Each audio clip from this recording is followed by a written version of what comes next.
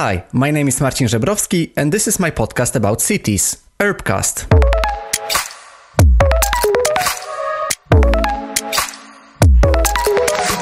Hi, my name is Marcin Żebrowski and I'm the author and host of this podcast about cities called Urbcast, and I would really like to warmly invite you to listen to the first episode of it in English. And today I will be hosting my friend and urban designer from Mandaworks, Emeline Lex. Emeline is Canadian, but she came to Europe a couple of years ago to pursue her master's studies in Sweden in sustainable urban design.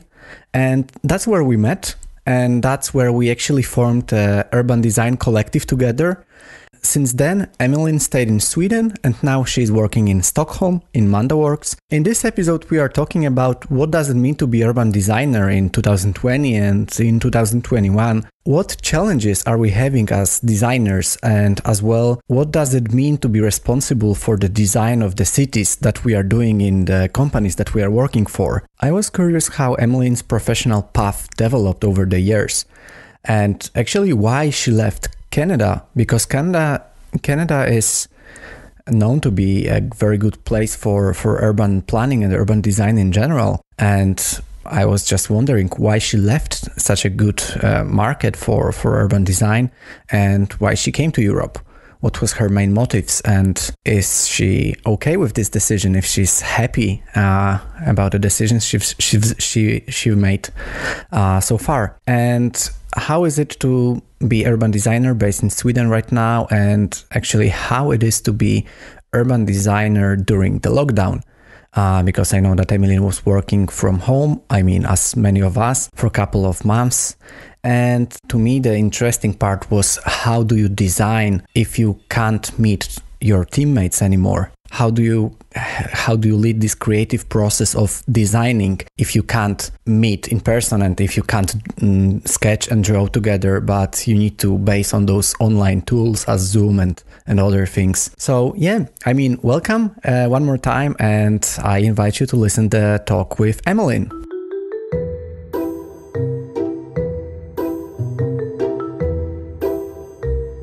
Welcome to the first episode of my podcast in English. Hey, Emeline, thank you for coming. Thank you for visiting. Yeah, thank you for having me. I'm honored to be your first English-speaking guest. I hope it's not just because I'm a native speaker, but because I have some interesting points, or we have an interesting conversation. Yes. I mean, of course, I invited you mostly because of your story, of your experience as an urban designer. But I'm also very glad that you are here because you are English speaker as well, and you can help me with developing my English skills during the podcast as well. Yeah, well, I mean, it's been probably a while since you've used English a lot. You're now in Denmark. You're probably speaking Danish all the time. Just kidding. It's still super English. I'm trying. It's not that I'm fluent, but I'm doing my best. But this like the second season of my podcast, it will be in English, and I of course want to invite many guests and speak to them in English. So it's a good start with you, with a native speaker from Canada who actually spent a lot of time with me during our studies and was able to get to know my level of English. So I hope you will be just understanding me very well, even though my English might not be in the highest form. Yeah, no, I think I understand you quite well nowadays. So I would like to start with you, basically. I would like to ask you for a short introduction, something about yourself. Can you share it with the listeners? Yeah, for sure. Well, I know this is an urban podcast, so I'm also in this field. I'm originally an urban planner from Toronto, Canada, and my background kind of started more in this urban planning area where I studied in Toronto at Ryerson's School of Urban and Regional Planning. So that's kind of where I got my footing into the world of urban planning. But then we had like some courses during undergrad that we could focus a bit more on urban design, and I knew because there's so many different parts of urban planning that you can focus on. You can just be in policy completely. You can just work for the municipality and just work on the development process. But then I was always interested in urban design. But before kind of going into that, I worked for 2 years in Toronto, kind of a bigger firm called IBI Group, and they specialized a lot in transit. So I kind of ventured kind of like unexpectedly into transit, and I kind of became a transit nerd. And for 2 to 3 years, we were implementing kind of some bigger, they call it their LRT, which is light rail, but also here I think it's called more like a tram. We were implementing a major tram project in Toronto, so it was cool to kind of learn the actual process of like developing a real like big project like that. So I did that for 2 years, and then I wanted to kind of solidify some of my urban design skills, so I decided to do a master's, which eventually led me to Sweden, where I met you, and then now I'm in Stockholm working as an urban designer, and I like it quite much. Before we talk about how we met and how we studied together and what are you doing right now, I would like you to tell a bit more about what does it mean to be an urban designer to you? Like, why and how did you start to be interested in this part of architecture and urbanism world, which is urban design? I mean, I think urban design is quite neat because it's so broad, but then you can kind of dive into specialities. And I had so many different kind of interests. Like I really did like the larger scale, which is why I chose urban planning initially. Like I liked looking at the urban, but also like the regional scale. We looked at kind of the region of Toronto and the Greater Hamilton area and kind of looked at those bigger topics. And then, so I thought that urban design was kind of like a nice blend of this. And I also really like cities. I mean, I think that's kind of common with people who go into the field. Like I liked traveling, I liked understanding kind of how cities worked and the differences between them. And to me, kind of like an urban designer really like impacts so much about our cities, like our health, our well-being, our happiness. I was also interested in like mental health in cities, but then also the environment, like that's a huge thing, like cities affecting how the environment is, like climate change. And so, to me, understanding that everything we design and everything that we draw kind of has a direct impact on the living, like both people, but also ecologies, has always been really important to me. And urban design kind of allows me to tackle those like topics.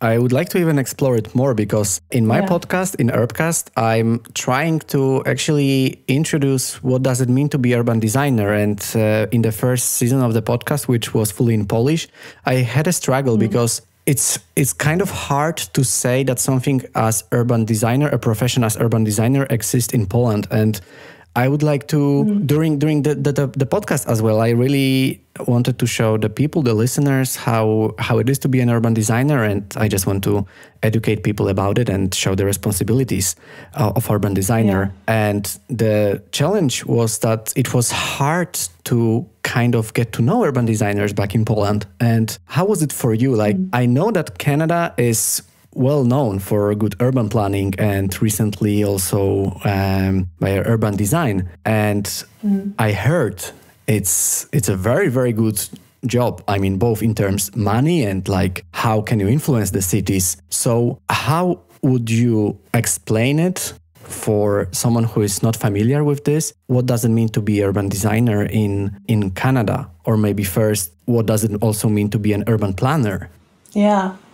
That's a good question. I think that also, I feel like people say that a lot actually about Canada. Like it's kind of like assumed that it's a good career choice. I mean, it definitely is. Like you can make a lot of money being an urban planner if you're working for instance, like certain developers and stuff. I mean, sometimes that was also a debate from some of my professors. Like what is the inherent morality of urban planning? Because if you go work for a developer, like maybe you're not always focused on the public good. Like that was kind of always kind of reinforced in, at least in my undergrad, was the public good was always the main priority. And sometimes when you work for developers, I guess sometimes money and other factors come into play. Exactly.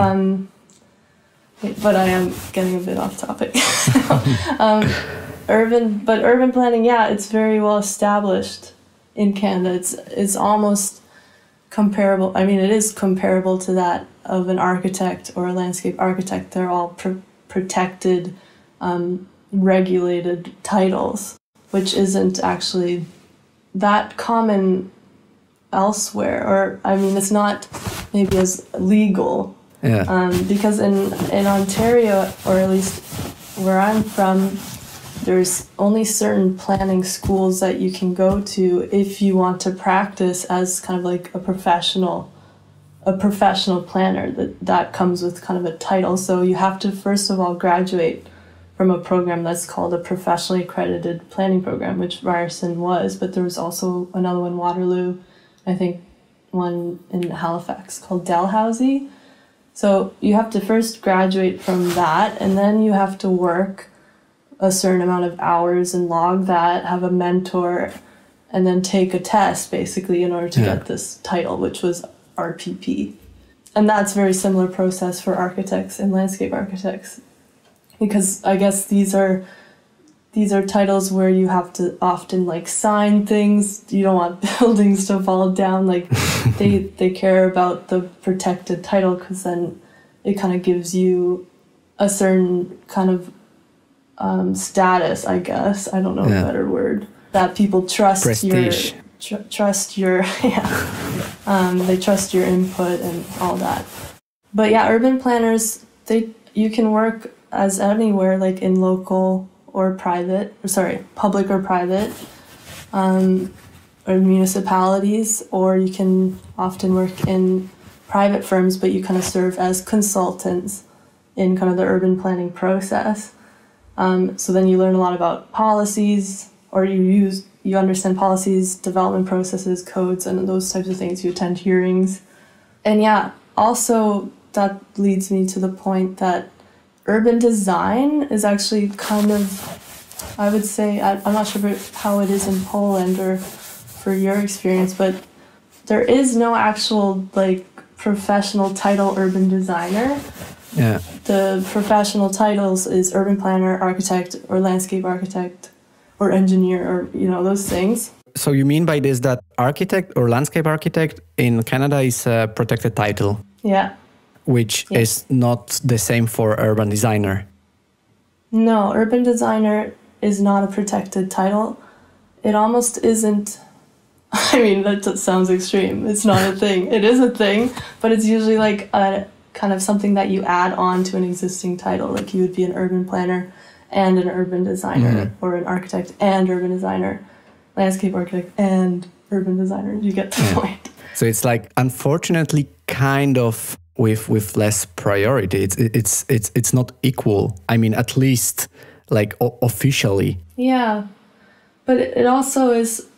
I mean, people do urban design, but in a way, those types of work that an urban designer does here maybe is done by a landscape architect or an architect, and maybe even sometimes a planner. Okay. But in kind of bigger firms, or the firms like I worked in, from my experience, it's quite common to have like departments. You have the urban planning department, you have the architecture department, the landscape architecture department, and each of them have their own kind of area of expertise and responsibilities during a project.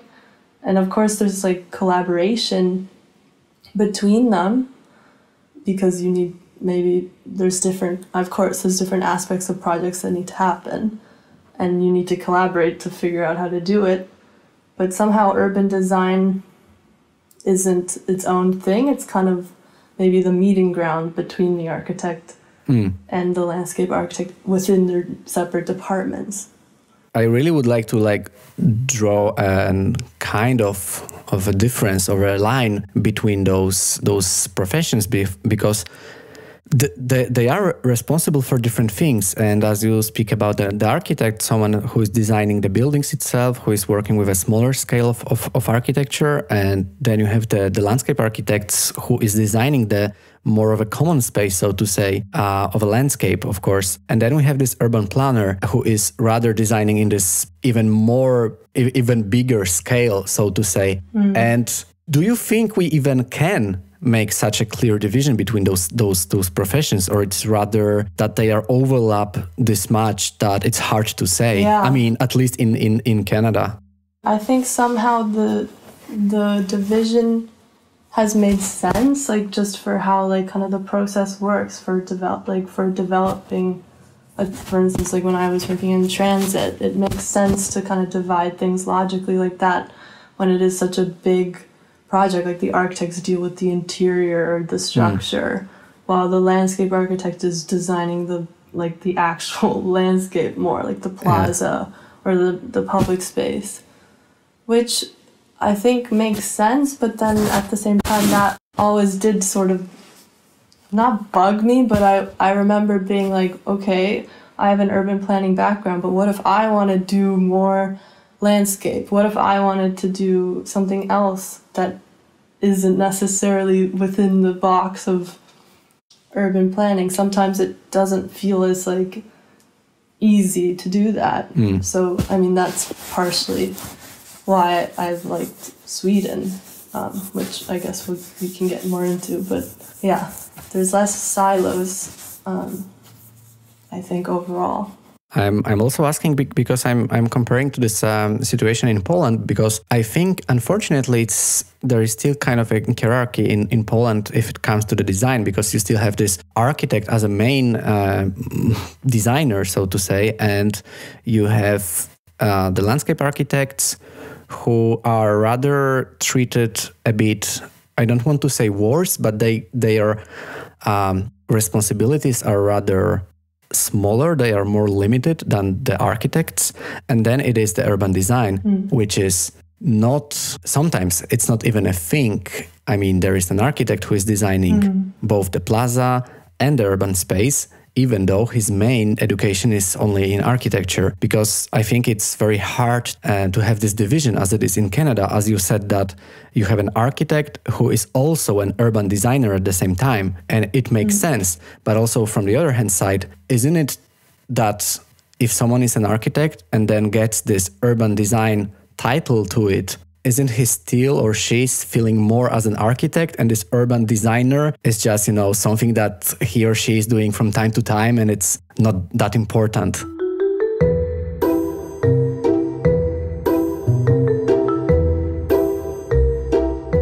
Yeah, no, I definitely think that could be the case, or at least what I experienced.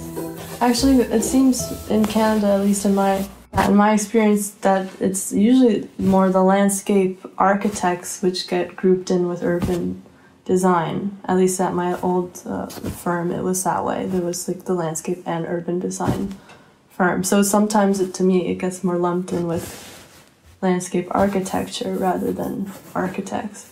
But architects also are kind of usually the project managers, and they deal with everything as well. So yeah, it is a bit tricky to say. It's very interesting to compare, because when we talk about the Scandinavian context, about Sweden or Denmark, it's way different, because like your title, you are urban designer. You are not an architect with specialized in urban design. You are urban designer. So that's why I'm asking those questions about the urban design, because it's so unique in a sense. Yeah. And often, this is now a question for you too, because if you're explaining to even just people who don't know the field, and you say, I'm an urban designer, how would you explain that to people? Because sometimes I feel like I have to say, I'm an architect, landscape, like I'll throw in architecture there because that is very understandable to people. But as soon as you say urban designer, sometimes we're like, what is that? I mean, I hope that in the future, the main answer will be this podcast. So I will be just able to share this episode or other episodes of my podcast and explain it in this way to someone who is wondering what does it mean to be an urban designer. But answering your question, it's hard, especially when you talk with someone in Poland. And if I try to say what I'm doing as urban designer, I'm often saying that I'm doing architecture, but in a large scale. But it's kind of... Yeah, I say that too. But it's sometimes not the true, because often in architecture, the client might be the private company, the private owner. Whereas often I think that the work that urban designer is doing should be for the public good, for the public realm, and it should be often connected more with working for a city council or the municipality. That's what I feel. Yeah. That it's also the difference in what you are doing and who are you working for as well. No, I definitely agree. But it's changing. I mean, I used to say that people would laugh like, so you are planting the benches and the trees. And I mean, of course, sometimes it is like this, but we both know it's not the real answer. I know. And I mean, I guess because urban design, you can do so many different things within it. Sometimes that makes it also challenging to define what even urban design is. Because, as you said, you could just be drawing where the benches and trees go. But then you can also be like drawing complete like new developments, new blocks, at that scale. So... yeah, it's very diverse. And especially if you are in a bigger company, you can, as an urban designer, you meet architects, you meet landscape architects, and you can learn from both. And that's how you are broadening your scope as an urban designer as well. So actually, we are doing a lot of stuff. And I wanted to ask you, because it seems very nice, interesting, and cozy for you. You know, undergraduated in Canada, in Toronto, and working for a very big company. So what changed, or what made you decide to actually come to Sweden and study master program in sustainable urban design? Yeah, I mean, it definitely was cozy, as you said. Like, there definitely was a part of me that was like, I can stay here and continue working for years, and actually probably also achieve my goal of becoming an urban designer simply by just working within it. That was a possibility. However, I did feel like I just wanted, first of all, I've always wanted to live in Europe, which has nothing to do with that, but I also think there's a lot of value in just going somewhere else for a while and learning from a different context, because that was all I knew. I knew Canada. I knew, or at least not all of Canada. That's a big statement, but I knew Toronto very well. But yeah, it's definitely a reason was because I wanted to learn from some other experts, and that is what Scandinavia was in my mind. Like in my undergrad, we always talked about Copenhagen. Like, I feel like most people talk about Copenhagen as like a precedent in, good public spaces, streetscapes, a good unmatched precedent in cycling infrastructure, and for kind of leadership and sustainability, which I also was starting to grow an interest in. So that's, that did lead me eventually to Scandinavia, and then specifically to Sweden, and eventually to Lund. And I liked Lund because it was, in this Öresund region close to Copenhagen. And I just wanted to learn from the pros. I'm sure you had similar reasons, right? Yeah, I mean, I started in Sweden, living there for 1 year during my Erasmus internship, not internship, during my Erasmus exchange. And I also somehow fell in love with Sweden, with Scandinavia, and I knew I want to be back. And that's how I ended up in Lund, and that's how we met, and that's how we exchanged experience and kind of different approaches, different backgrounds. I mean, it's so great while studying abroad. Like you meet those people, and even though we were around 40 at our program of sustainable urban design, there were architects, there were planners, there were like urban designers, they were like many different people basically. And everyone was sharing a different angle and was kind of had also different approach towards many things, even the sustainability part. And I really appreciated that aspect of the program in the sense that they like did allow people from different programs or different backgrounds. I mean, to an extent, everyone had to have some type of design capability to a certain extent, but I also came from a background where I really didn't do that much, you know, like urban design, and I didn't have like I wouldn't say the strongest urban design portfolio, but they still, you know, accepted me, and I'm sure that is a great aspect of that program because they give people chances, but also, just different backgrounds and also different cultures and origins, which makes it super nice. And I did learn a lot that way.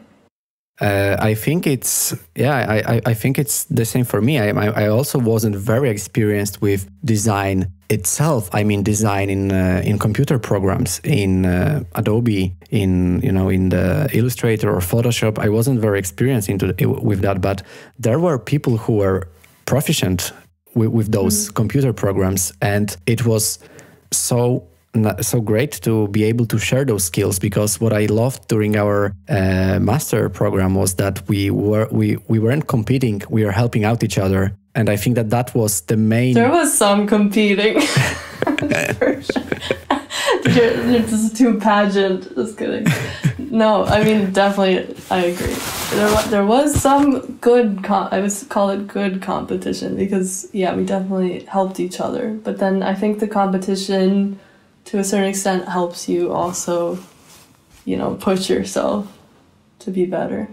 Yeah, I mean, you are breaking my ideal image of the cooperation that we had during studies. But I mean, of course, it's true. Like, you need to motivate each other, but it wasn't like unhealthy. No, exactly. Especially that it's interesting because during our master program we didn't have any marks. Yeah, that always shocks people when I tell them that. So you don't get a grade after you present your final project. That was very, very different than in other places. And I still think that this kind of spirit of cooperation helped us all. And we were able to find very nice opportunities in internships or work in different companies. And following your urban design path, you ended up in Stockholm in a very good and well-known office, Mandaworks. And I think that I can speak for my listeners too. We are curious about how it is to be a part of Mandaworks.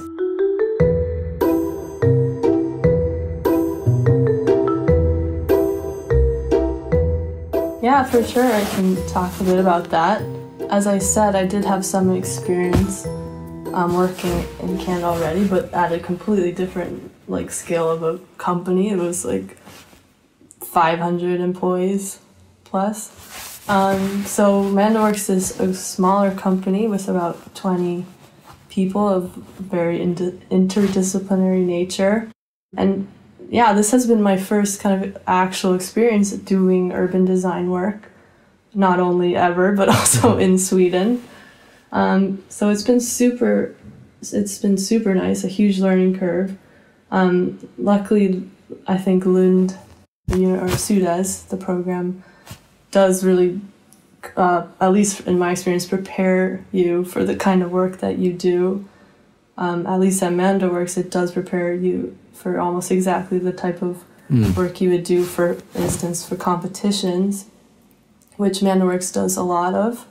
So, making master plans, explaining a concept, but then diving into details, drawing sections, making renderings. All those things are important in general for urban design, but then also really helped me, I think, get into Mandaworks. And Mandaworks does so many different projects across the world. So that's also been super interesting.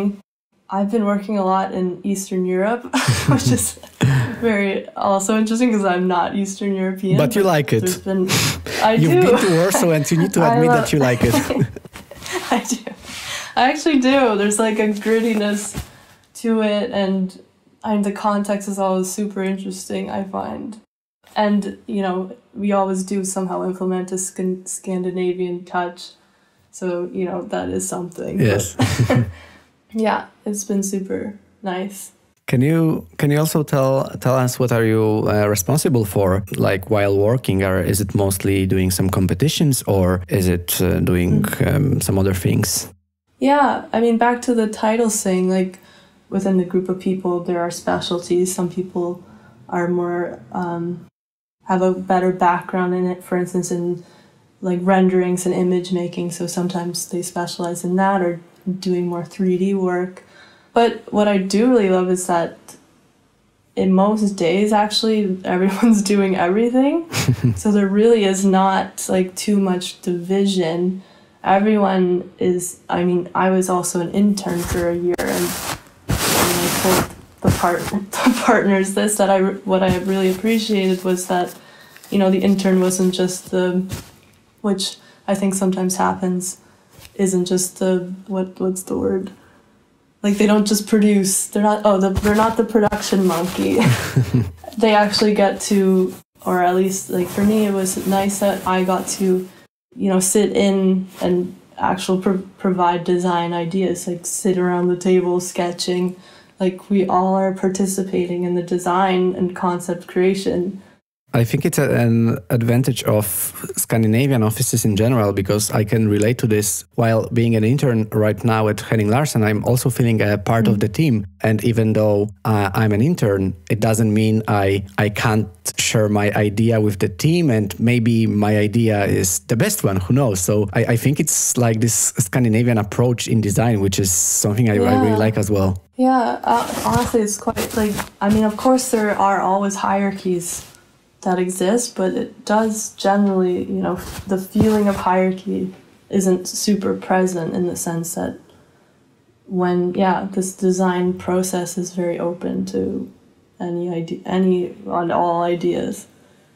And most days, it's just a mix. I have been working on competitions, which maybe you relate. I think competition work is usually much more, I find it very fun, but then it's also very intense at the same time, because you need to produce a lot in a shorter amount of time. But I have been working also kind of mixed in with some commission work in Stockholm and Swedish projects, which those tend to last, very long, almost like could be decades. So the work there is more kind of steady and even. Yes, no 2 days I would say are the same. Some days I'm researching the site, or you're meeting with our collaborators, or sometimes you're coming up with the concept and doing diagrams. And then some days I'm drawing a paving pattern in AutoCAD or making blocks in 3D. It does vary so much, and that's what I really like about it. You mentioned very big challenge in being an urban designer, because I feel that often our work is stretched in decades. So what you design nowadays, especially if it's a bigger project, a master plan. So if you design the whole neighborhood, it might be 40, 50 years. If it's a big project, before the whole master plan is finished. And it's such a huge and kind of a distant feeling, because you can't even imagine it being, finally built and done. And I think that we both somehow try to cope with that feeling, to have this more joy as well, and even more challenges than in the work time. And we are both co-founders of Urban 10 Collective, which is an urban design and architecture collective. And I would like you to say something more. To say something more about it and share a story behind this, the creation of our collective. Yeah, well, I think first of all, not to toot our own horn, but I do think there was some element of luck, because I think we I mean, the group started out as, classmates and eventually led to more of a friendship there. So we already enjoyed each other's company. That's the first step.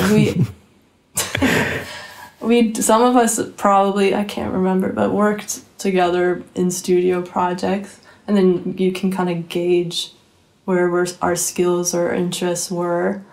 So at least for me, it was quite natural that we decided to do the first Europan together, simply because we kind of already knew each other and our skills, and we also liked each other. So then, and then that's even better luck that we didn't end up completely hating each other after it.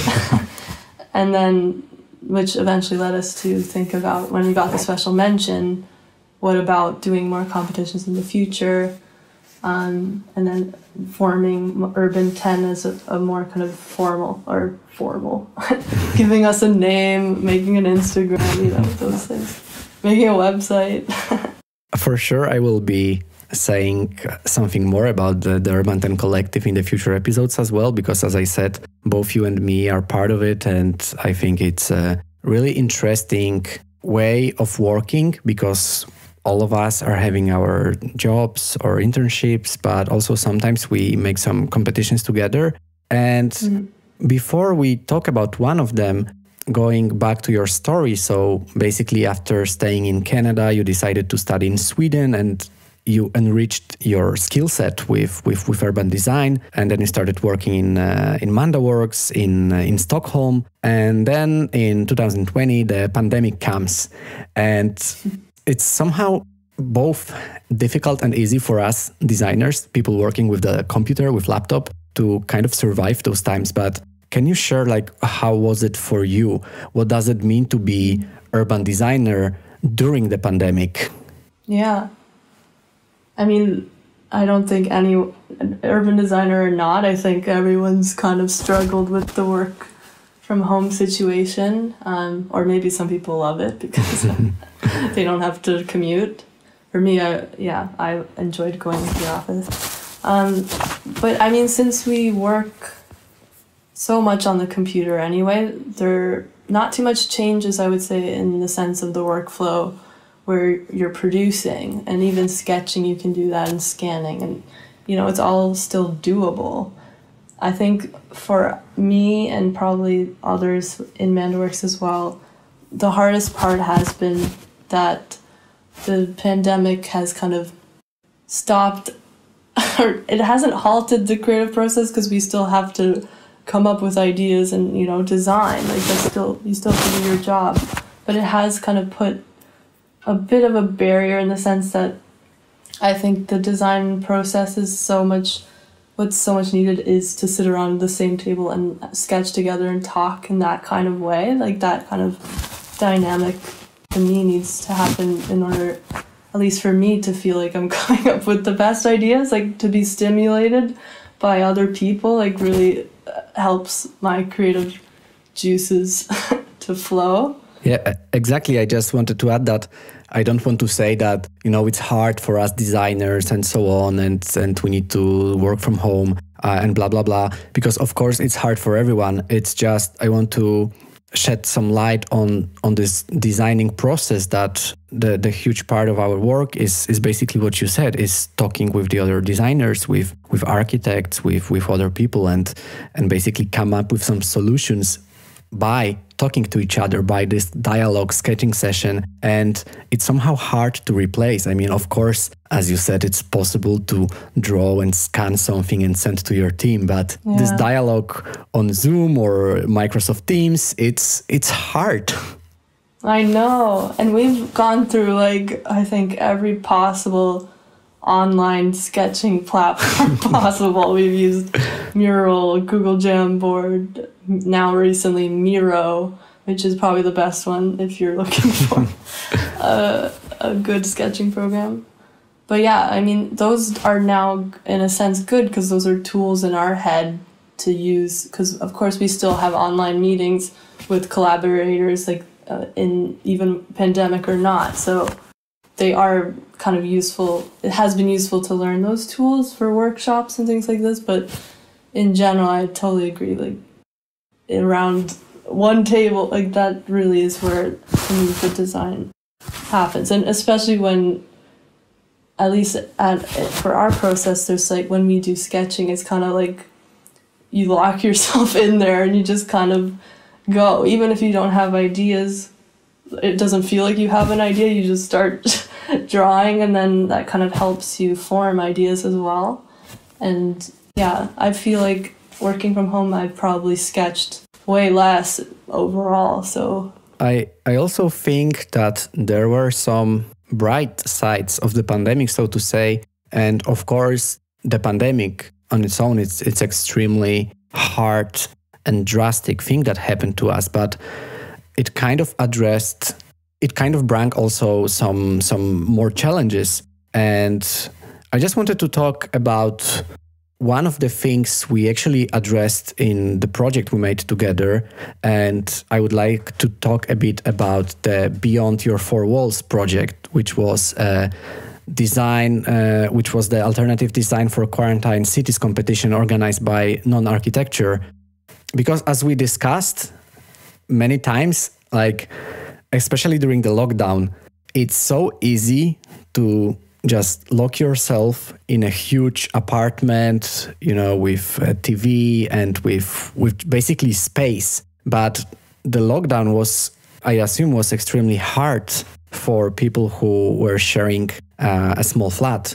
I mean, the whole family sharing a small flat. So basically what we discussed is that it's easy to go through the lockdown in a big flat, but it's extremely hard when you are having the small one. And there are a lot of those inequalities in this. And could you just say something more about it, about those inequalities that we addressed in this competition?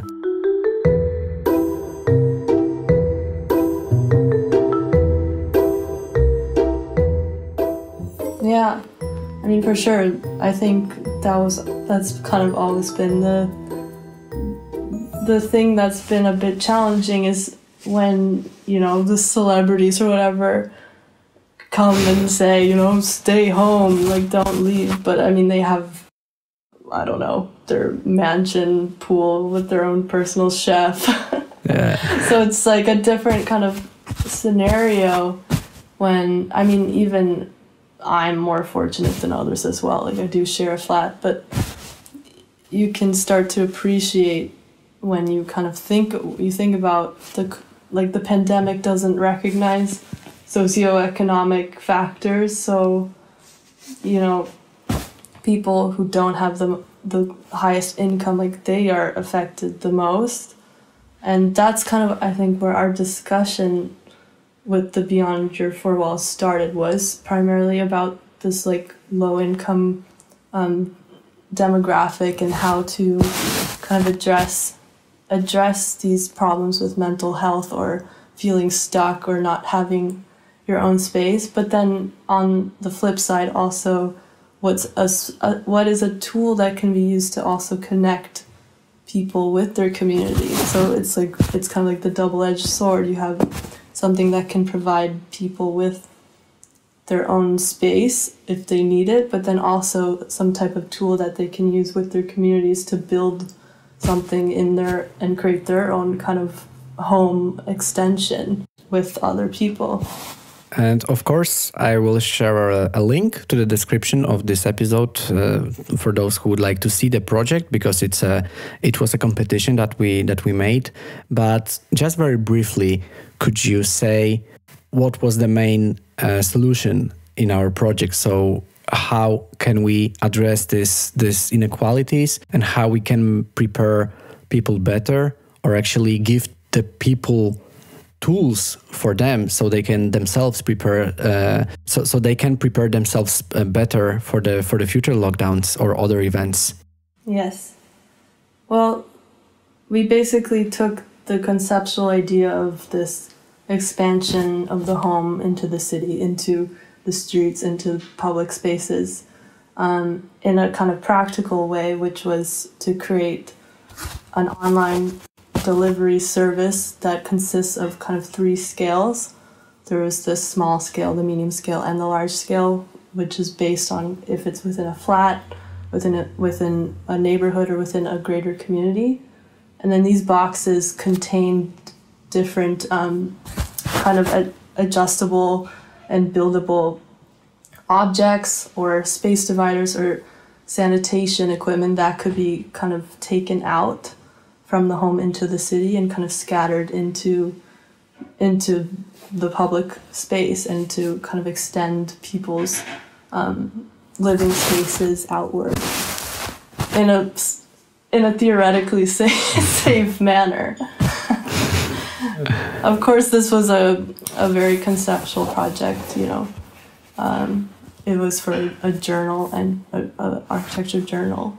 So we dealt with a very kind of conceptual idea, but what I liked was we tried to kind of show it, how it could be done in a practical way, you know, with the app and things like that. So it was more of like ideas competition. So the thing we proposed, it will not be kind of realized or built, No. but still like our idea was interesting enough to the jury that we've been honored with the honorable mention for this competition. And I think that it showed us that where the problem comes, we as designers, we should propose the solution. And I think that was a very important lesson, at least for me. And kind of wrapping this all up, I would like to ask you, what does it mean for you to be urban designer in 2020 or actually 2021? Whoa, that's a big question. Taking into consideration the whole journey you had, the whole kind of shift from Canada and from working there to studying and working in Sweden, and also to tackling this pandemic where I know you've been working a lot from home, and you kind of addressed this challenge with a competition we made together. And how would you wrap it up? How would you say, what does it feel like and what does it mean for you to be the urban designer now? Yeah. I think it's been kind of a nice journey. I feel there's always more to learn, of course. But to me, like, the forefront of urban design has always been about people. And, you know, I would like to get more involved, like hands-on with people as well. But the way that we design anything that we implement in the world ultimately affects people all the time.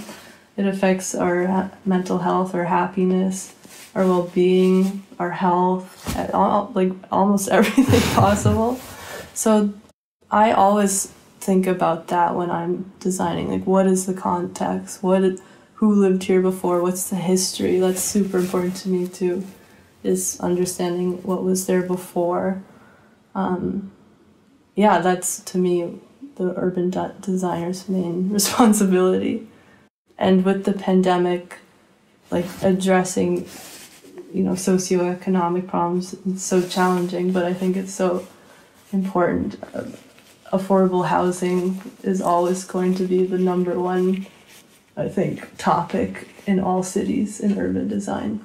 And as we are slowly approaching the end of the talk, I also would like to ask you for a recommendation. I would like you to recommend a book, interesting book to the listeners. It might be about urban design, but not necessarily.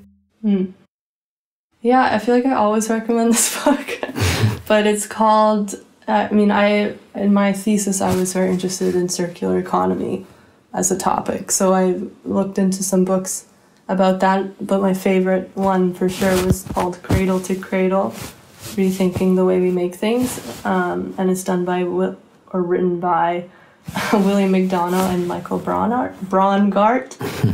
And yeah, you don't even have to be in the field really to appreciate this book, because Michael Braungart is not even an architect, he's a chemist. Because circular economy doesn't necessarily only touch architecture, it touches industrial design, environmental design, so many different things. And they really explain kind of cyclical design in a very digestible and easy to grasp way, which is not easy to do. And they also have a second book that I just got called Upcycle. I also recommend that one. And that's kind of talking about bigger scales and more like how people can influence at the people level. Yes. And where can the listeners follow your professional work online? They can follow Urban 10. That's generally where we post most of our work. So Urban 10 Instagram and website, which I'm sure you'll link. Or if you want to follow me just personally, you can follow me on my link or add me on LinkedIn, and we can chat there. Of course, I will add those links, so anyone interested in getting to know something more about you and your work is welcome to contact you. And that's it. I really would like to thank you for this discussion. I mean, it was very, very nice experience for me. Very interesting to hear about your story and about the things I've didn't know myself. Yeah, I know. We've known each other for how many? 3 years? And I've learned some things about you as well.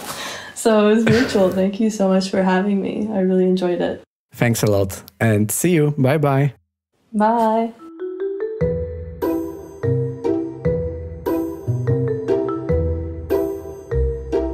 Thanks for listening to the first episode of my podcast about cities in English. And I hope that you enjoyed my interview with Emeline. And I also hope that now you know what is urban designer doing and what does it mean? How does it look like to be urban designer in 2021 or 2020? I mean, in general, in those hard times of pandemic and so on. If you liked listening to this podcast, feel encouraged to like my fan page on Facebook or follow me on Instagram, and just to share this episode with your friends.